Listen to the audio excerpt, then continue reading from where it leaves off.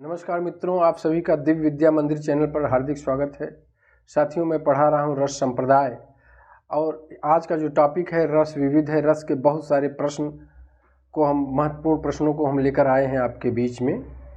साथियों, जैसे कि आप लोग जानते हैं कि भारतीय काव्यशास्त्र के अंतर्गत बहुत सारे संप्रदाय हैं। रस संप्रदाय है, अलंकार संप्रदाय है, रीत संप्रदाय है, ध्वनि संप्रदाय है, वक्रोक्त संप्रदाय है, औचित्य संप्रदाय है। लेकिन सबसे प्राचीन संप्रदाय रस संप्रदाय है। अगर परीक्षा में ये पूछा जाता है सबसे प्राचीन संप्रदाय कौन सा है, तो रस संप्रदाय है, क्योंकि इस रस संप्रदाय के जो प्रवर्तक थे आप लोग अच्छी तरह से जानते हैं। प्रवर्तक भरत मुनि हैं। इनका ग्रंथ आप लोग जान रहे हैं नाट्यशास्त्र। ये 36 अध्याय में है। 6वें अध्याय में इन्होंने रस सूत्र दिया था। ये रस संप्रदाय के प्रवर्तक हैं भरत मुनि।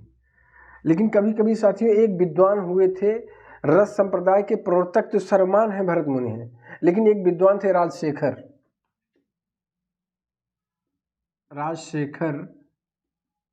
इनके ग्रंथ का नाम है काव्य मीमांसा। इनके ग्रंथ का नाम है काव्य मीमांसा। इसे आप लोग जानते रहे, काव्य मीमांसा इनके ग्रंथ का नाम है।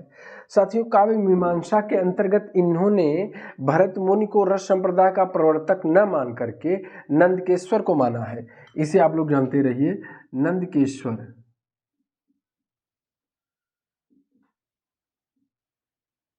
नंदकेश्वर को इन्होंने रस संप्रदाय का प्रवर्तक माना है। ये बहुत गौर करने वाली बात है कि राजशेखर अपने ग्रंथ काव्य मीमांसा के अंतर्गत नंदकेश्वर को रस संप्रदाय का प्रवर्तक मानते हैं। इसके बाद साथियों आप ये भी जानते रहिए, एक विद्वान थे केशव मिश्र। केशव मिश्र भी भरत मुनि को न मान के किसको मान रहे हैं साथियों? ये सौद्धनि को मानते हैं। सौद्धनि इनको मानते हैं। तो ये आप लोग जानते हैं राजशेखर के अनुसार नंदकेश्वर हैं, केशव मिश्र के अनुसार सौद्धनि है। भरत मुनि को नहीं मानते, इन विद्वानों को मानते हैं, क्योंकि भरत मुनि ने जो नाट्यशास्त्र लिखा है उसके पूर्व साथियों एक मौखिक परंपरा मिलती है रस संप्रदाय की, लेकिन वो मौखिक है।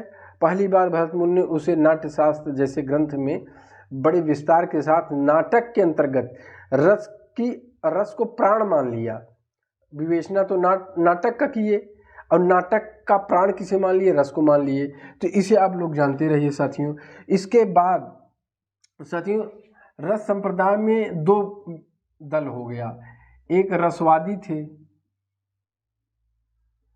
और एक रस विरोधी हो गए।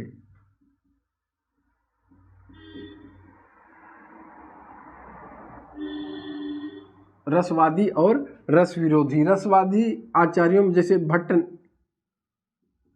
भट्ट लोलट्ट हैं, शंकुक हैं, भट्टनायक हैं, अभिनय गुप्त हैं, ये सब आते हैं। और रस विरोधी के अंतर्गत जान लीजिए जितने अलंकारवादी थे, भामह, दंडी, रुद्रट, उसके बाद हैं वामन भी हैं जो रीतवादी हैं, वामन है, उद्भट है। ये सब अधिकांश इसमें भामह, दंडी, रुद्रट, उद्भट तो अलंकारवादी थे। वामन जो है ये रीतिवादी थे और ये रस विरोधी थे, माने रस संप्रदाय का विरोध किए हैं। तो ये भी कभी कभी परीक्षा में पूछता है, तो इसको भी जानते रहिए कि रस संप्रदाय के अंतर्गत उसका समर्थन करने वाले माने रसवादी आचार्य कौन कौन थे और रस विरोधी।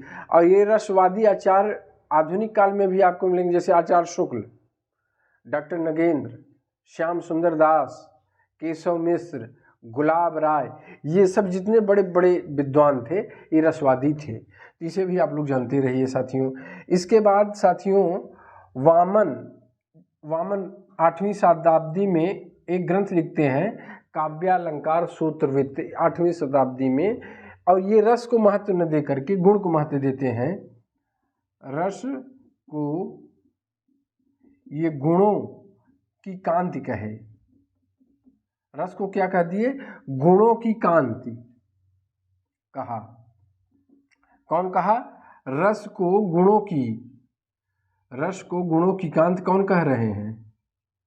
वामन कह रहे हैं। अर्थात इनका जो आएगा परीक्षा में सूत्र भी ऐसे आएगा, दीप्त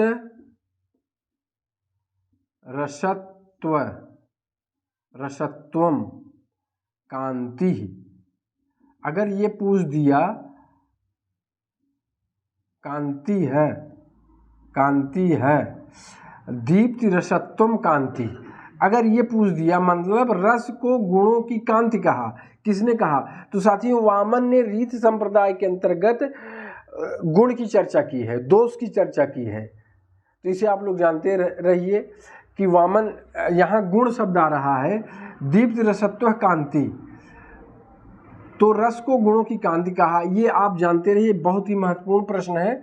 तो ये आप लोग जानते रहिए किसका कथन है? वामन का कथन है साथियों। इसके बाद साथियों एक विद्वान थे आनंदवर्धन, यहाँ मैं लिख दे रहा हूँ, एक विद्वान थे आनंदवर्धन।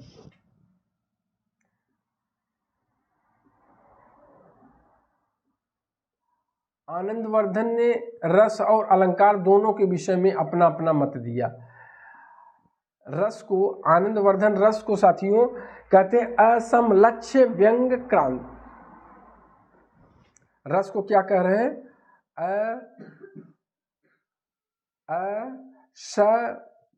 असलक्ष्य क्रम, असमलक्ष्य क्रम व्यंग।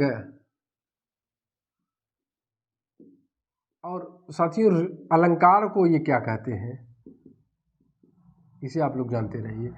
रस को आनंदवर्धन ने असमलक्ष्य क्रम व्यंग कहा है, क्योंकि ये ध्वनि के अंतर्गत एक भेद रस ध्वनि का भी करते हैं। आनंदवर्धन ने 3 भेद किया था, उसमें एक भेद है रस ध्वनि का, और रस को ये असमलक्ष्य क्रम व्यंग कहे हैं। और साथियों अलंकार को क्या कहते हैं, इसे जानते रहिए, कटक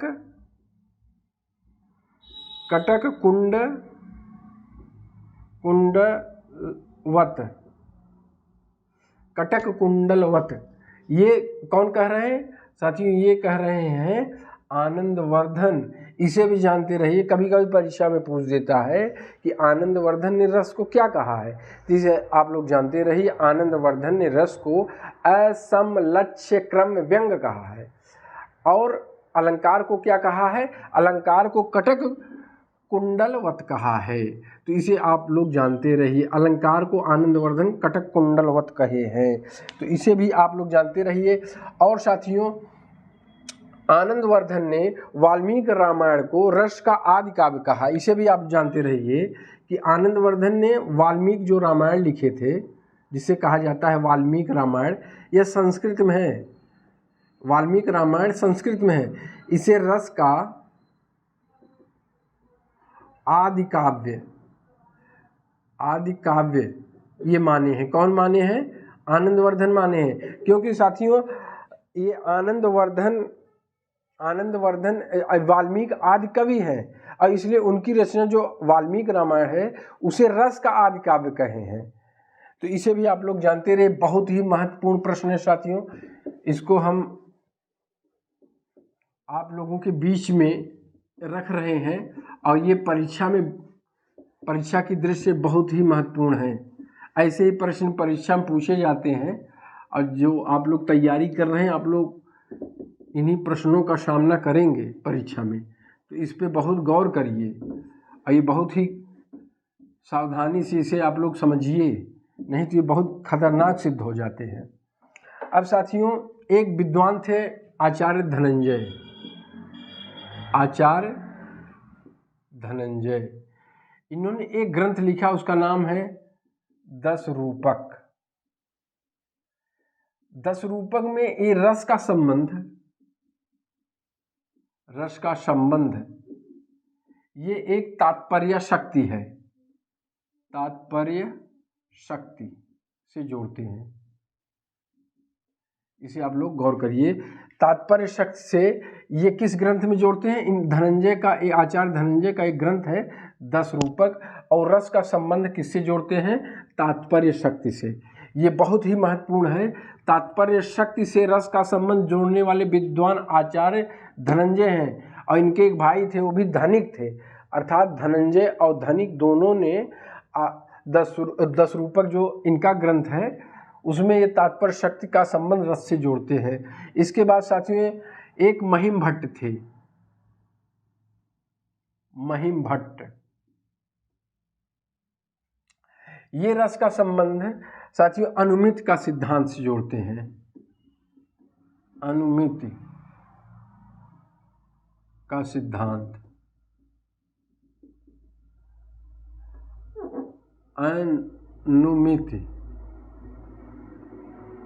अनुमिति का सिद्धांत से ये जोड़ते हैं साथियों। इसे आप लोग जानते रहे। महिम भट्ट एक ऐसे विद्वान थे जो रस का संबंध अनुमितवाद, माने अनुमितवाद से किसका संबंध है? रस से जोड़ रहे हैं, महिम भट्ट जोड़ रहे हैं साथियों, इसको जानते रहिए। इसके बाद साथियों एक विद्वान है क्षेमेंद्र।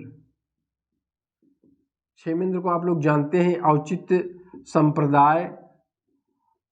संप्रदाय के ये प्रवर्तक हैं क्षेमेंद्र। और साथियों क्षेमेंद्र को डॉक्टर नगेंद्र रसवादी बताते हैं। ये तो थे औचित्य संप्रदाय, लेकिन इन्होंने औचित्य संप्रदाय खड़ा किसके दम पे किया था? रसवादी, माने क्षेमेंद्र को रसवादी कौन कह रहा है? इसको साथियों जानते रहे, डॉक्टर नगेंद्र ने कहा। और डॉक्टर नगेंद्र बिना आधार के कोई शब्द कहते नहीं हैं। क्षेमेंद्र को रसवादी आचार्य बता रहे हैं, जबकि क्षेमेंद्र औचित्य संप्रदाय को खड़ा कर रहे हैं और रस संप्रदाय के हिसाब से नकार रहे हैं, उसका खंडन कर रहे हैं। लेकिन उनका जो औचित्य संप्रदाय है वह कहीं न कहीं रस से जुड़ा हुआ है, इसलिए डॉक्टर नगेंद्र रसवादी कहते हैं। और क्यों कहते हैं? क्योंकि क्षेमेंद्र जो है रस का जो संबंध है वह रस जीवित शब्द से जोड़ते हैं। ये आप गौर करिए। क्षेमेंद्र जो है माने रस का या काव्य का कह लीजिए, काव्य का संबंध किससे जोड़ते हैं? रस जीवित से जोड़ते हैं। ये कौन जोड़ रहा है रस जीवित से? क्षेमेंद्र जोड़ते हैं कि काव्य का संबंध रस जीवित से है, और इसीलिए डॉक्टर नगेंद्र ने क्षेमेंद्र को औचित्यवादी न कह के रसवादी कहा है। साथियों ये सब बहुत ही महत्वपूर्ण प्रश्न है, इसे आप लोग जानते रहिए। उसके बाद साथियों एक विद्वान और थे, उनका नाम था रामचंद्र गुणचंद। इनको भी आप लोग जानते रहिए, रामचंद्र और गुणचंद्र। ये रामचंद्र गुणचंद, ये इनका जो ग्रंथ है साथियों वह है नाट्य दर्पण।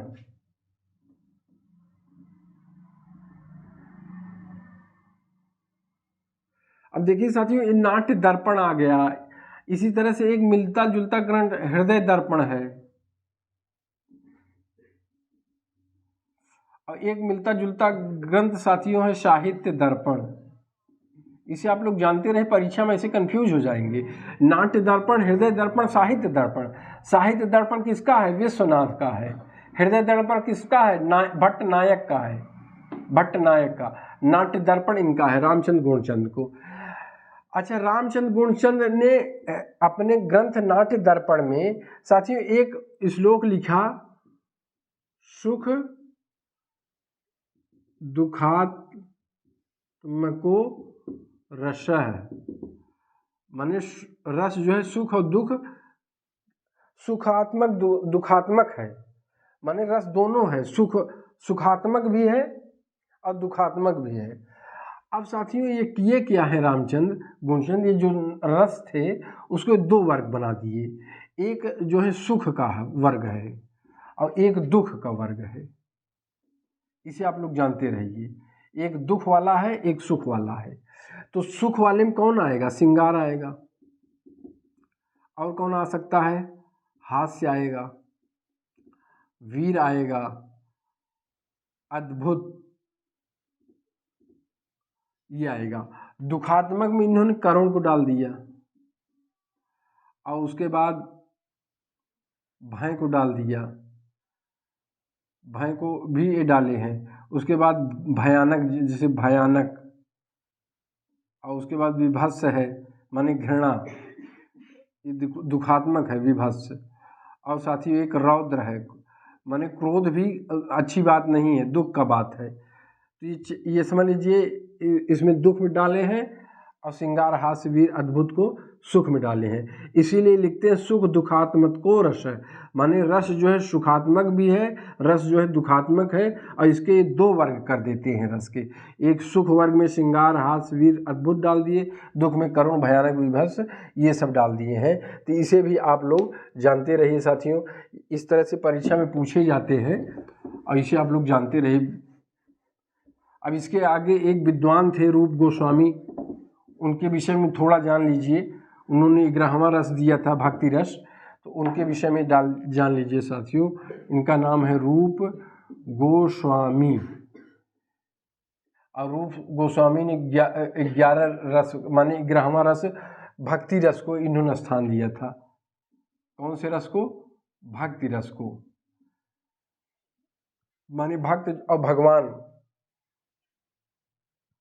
ये इनका साथियों, ये जो उद्घाटना किया, इनके 2 रचनाएं बहुत फेमस है। एक जो भक्ति रस माने हैं, उस ग्रंथ का नाम है भक्ति रसामृत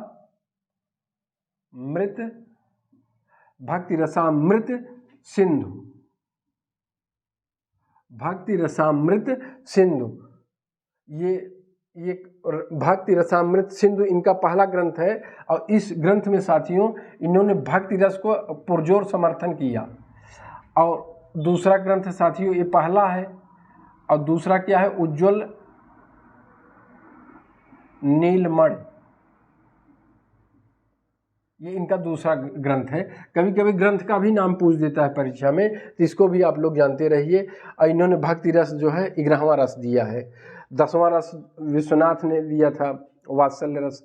9वां रस शांत रस उद्भट ने दिया था। बाकी 8 रस तो भरतमुनि ने दिया है, तो इसे आप लोग जानते रहिए। लेकिन इस भक्ति रस का विरोध किसने किया? अगर ये मान लीजिए परीक्षा पूछ दे कि रूप गोस्वामी के भक्ति रस का विरोध किस विद्वान ने किया, तो साथियों इसको भी आप लोग जानते रहिए। भक्ति रस का विरोध करने वाले जो विद्वान थे, उनका नाम था अभिनव गुप्त, जो रस सूत्र के चौथे व्याख्याकार थे। अभिनव गुप्त, जिन्होंने अभिव्यक्तिवाद दिया, वो भक्ति रस का विरोध करते हैं साथियों, इसको आप लोग जानते रहिए। उसके बाद साथियों एक थे 17वीं शताब्दी में पंडित जगन्नाथ। पंडित जगन्नाथ ने एक ग्रंथ लिखा था 17वीं शताब्दी में, पंडित जगन्नाथ। उसमें लिखते हैं कि रस निज स्वरूपानंद है, पानंद, रस निज स्वरूपानंद है, माने रस स्वयं में, निज माने स्वयं में, अपने रूप को, स्वरूप का आनंद है। ये कहने वाले विद्वान कौन थे? पंडित जगन्नाथ। इनके ग्रंथ का नाम था रस गंगाधर। ये किसमें कहते हैं? रस गंगाधर। पंडित जगन्नाथ रस गंगाधर में लिखा है रस निज स्वरूपानंद है, माने रस को किसी और प्रकाश की आवश्यकता नहीं है, वह स्वयं में, उसका स्वरूप ही ऐसा है, स्वयं में वह आनंद को प्रकट करता है। तो ये पंडित जगन्नाथ का कथन है साथियों, इसको भी आप लोग जानते रहिए। इसके अलावा साथियों रस विविध में, इसका नाम ही है, टॉपिक का नाम विविध, तो यहाँ रस से संबंधित विविध प्रश्नों का सामना आप लोगों को हम करवा रहे हैं। एक विद्वान थे रुद्रट। रुद्रट ने 2 रस का प्रयास किया था कि 8 के बजाय 2 रस मैं देकर 10 रस कर दूंगा। तो उसमें एक था शांत रस, और एक था प्रेयान। प्रेयान को साथियों कहीं कहीं प्रेयस भी लिखा गया है। तो ये समझ लीजिए इस तरह से इन्होंने 10 संख्या पहुंचा दी रस की। रुद्रट ने शांत और प्रेयान की चर्चा की थी। और साथियों रुद्रट का एक और है कि रस को नाटक तक सीमित रखने का विरोध किए हैं। माने भरत मुनि ने जो रस संप्रदाय दिया है वो नाट्य शास्त्र के अंतर दिया है, मतलब नाटक में ही 9 रस या 8 रस की उत्पत्ति होती है। लेकिन इन्होंने कहा कि नाटक के अलावा भी रस उत्पन्न हो सकता है और विविध साहित्यों में। तो ये समझ लीजिए रस को नाटक तक जो सीमित था का विरोध किए।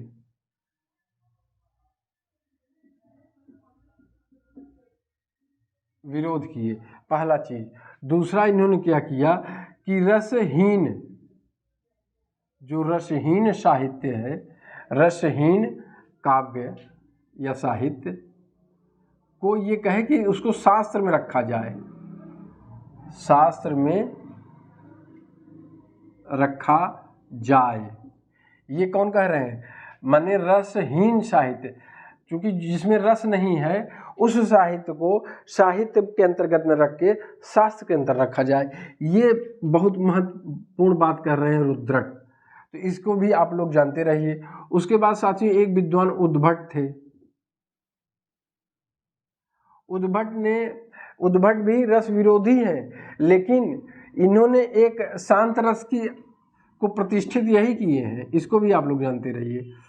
तो उसमें इनका जो ग्रंथ है वह है काव्यालंकार सार संग्रह। काव्यालंकार सार संग्रह ये इनका ग्रंथ है। और इन्होंने रस का विरोध करते करते ये शांत रस की प्रतिष्ठा कर दिए। और शांत रस कोई नई चीज नहीं थी, भरत मुनि ने इसकी चर्चा की थी, इसी को ये रस स्वरूप में मान लिए। तो शांत रस की अगर परीक्षा में पूछा जाए कि शांत रस की प्रतिष्ठा किसने की, प्रतिष्ठा, तो समझ लीजिए काव्यालंकार सार संग्रह ग्रंथ में उद्भट ने किया है। इसको साथियों आप लोग जानते रहिए। उसके बाद साथियों एक विद्वान थे कुंतक। ये वक्रोक्तवादी थे। और कुंतक साथियों जो है काव्य का उत्तम रूप यदि प्रबंध है तो प्रबंध का प्राण रस है, ये कहते हैं। काव्य का उत्तम रूप यदि प्रबंध है तो ये बताते हैं प्रबंध का प्राण, प्रबंध का प्राण क्या है? रस है। ये किसका कथन है? ये कुंतक का कथन है। ये भी कभी कभी पूछ देता है, तो इसको जानते रहिए। काव्य का उत्तम रूप यदि प्रबंध है तो प्रबंध का प्राण क्या है? रस है। उसके बाद साथियों एक विद्वान थे भोजराज। भोजराज 2 ग्रंथ लिखे थे। एक का नाम था सरस्वती कंठाभरण और एक का नाम था श्रृंगार प्रकाश। भोजराज 2 ग्रंथ लिखते हैं। इनको भी जानते रहिए। बहुत बड़े रसवादी थे और यही श्रृंगार रस को रसराज कहे हैं। भोजराज ये श्रृंगार को क्या कहे हैं? इस श्रृंगार को रसराज कहें। रसराज किसने कहा है? भोज ने कहा है। इनका पहला ग्रंथ है सरस्वती कंठाभरण और साथियों दूसरा ग्रंथ इनका क्या है? श्रृंगार प्रकाश। माने श्रृंगार पे बहुत बल दिए हैं और श्रृंगार एक प्रकाश की तरह है, इसीलिए इस श्रृंगार को रसराज कहे हैं साथियों। तो इन्होंने भोज क्या करते हैं? भोज रस की उत्पत्ति, भोज ने सिद्धांत दिया कि रस की उत्पत्ति